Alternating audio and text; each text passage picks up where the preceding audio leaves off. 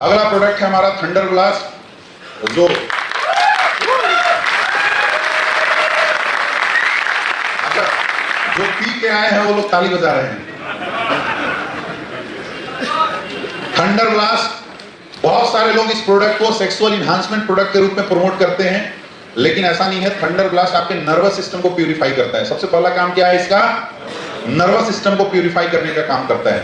Internal energy और stamina को बढ़ाने का काम करता है। क्या काम करता है?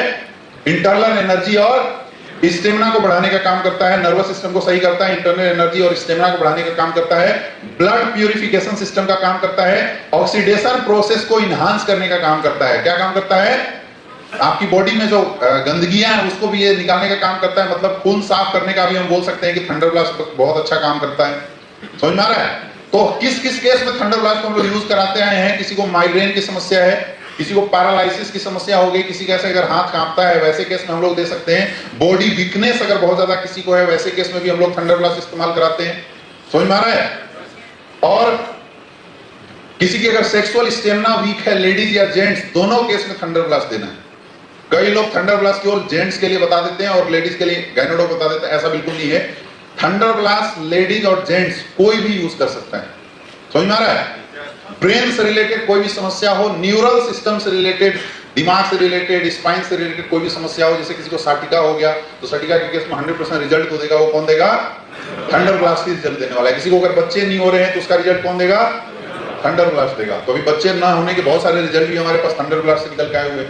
नॉर्मली थंडर ब्लास्ट को आप लोग इंटरनल एनर्जी और स्टेमिना बूस्टर प्रोडक्ट के रूप में भी इस्तेमाल कर सकते हैं। बस ध्यान रखना है कि अगर आप इंटरनल एनर्जी स्टेमिना बूस्टर के रूप में अगर आप इस प्रोडक्ट को इस्तेमाल कर रहे हैं, दूध के साथ लेंगे तो इसकी रिजल्ट बहुत अच्छी बढ़ जाती है। लेना कैसे है थंडर ब्लास्ट को?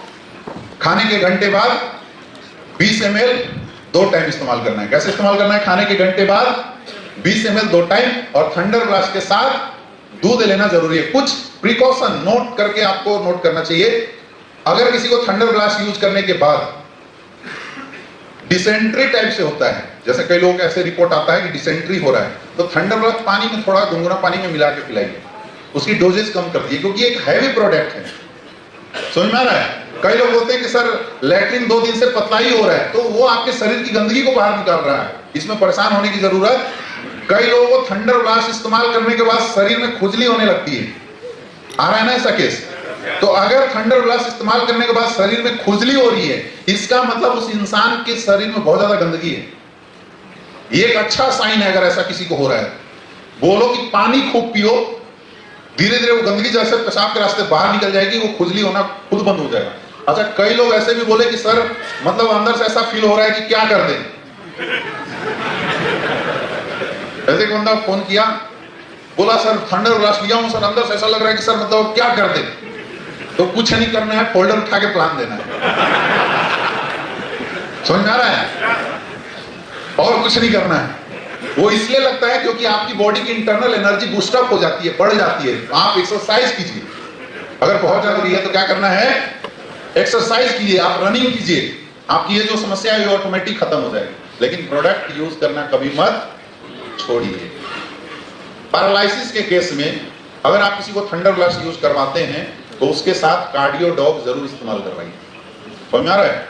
फिर मैं रिपीट कर रहा हूं, पैरालिसिस अगर किसी को है, उस केस में अगर आप थंडर ब्लास्ट इस्तेमाल कराते हैं तो कार्डियो डॉग जरूर दें, क्योंकि पैरालिसिस जो होता है बहुत ज्यादा बीपी इंक्रीज हो जाने की वजह से होता है। इसलिए कार्डियो डॉग जरूर देना है। और अभी अपने पास ओमेगा कैप्सूल आया हुआ है, ओमेगा कैप्सूल आप जरूर इस्तेमाल करवाएं, उससे रिजल्ट आपकी बिल्कुल बहुत ज्यादा इंक्रीज कर जाएगी। किसी को अगर बच्चे नहीं हो रहे हैं, उसके लिए आज तक हम लोग मेल को इम्यूनोडॉग और थंडर ब्लास्ट देते थे, यस या नो, और फीमेल को इम्यूनोडॉग, गाइनोडॉग और थंडर ब्लास्ट देते थे। आया ना?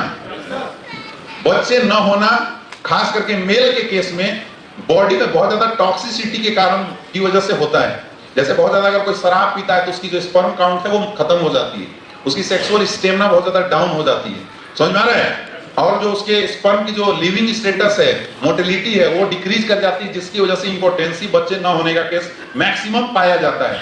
कई लोग ऐसा भी बोलते हैं कि सर मेरे घर में तो जो हस्बैंड है वो पीता नहीं है, सिगरेट दारू कुछ भी नहीं पीता, फिर इंपोर्टेंसी कैसे हो गई? तो वो इंपोर्टेंसी आपके घर में यूज होने वाले पेस्टिसाइड इंसेक्टिसाइड से जो युक्त खाद्य पदार्थ हैं, पिज्जा, मैगी, चाउमीन में जो मिले हुए टॉक्सिक मटेरियल है, उसकी वजह से हो रहा है।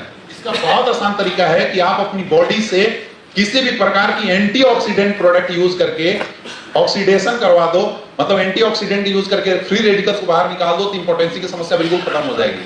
तो थंडर ब्लास्ट एग्जैक्टली वो काम करता है। तो इसको और इनहांस करने के लिए आप मेल को इम्यूनोडॉक थंडर ब्लास्ट देते आए थे, आप मेल को एक ओमेगा कैप्सूल बढ़ा देना, एक बीटा डॉग बढ़ा देना और पंचतुलसी बढ़ा देना, तो रिजल्ट जो आ रही थी उसकी रिजल्ट के चांसेस और बढ़ जाएगी। क्लियर है?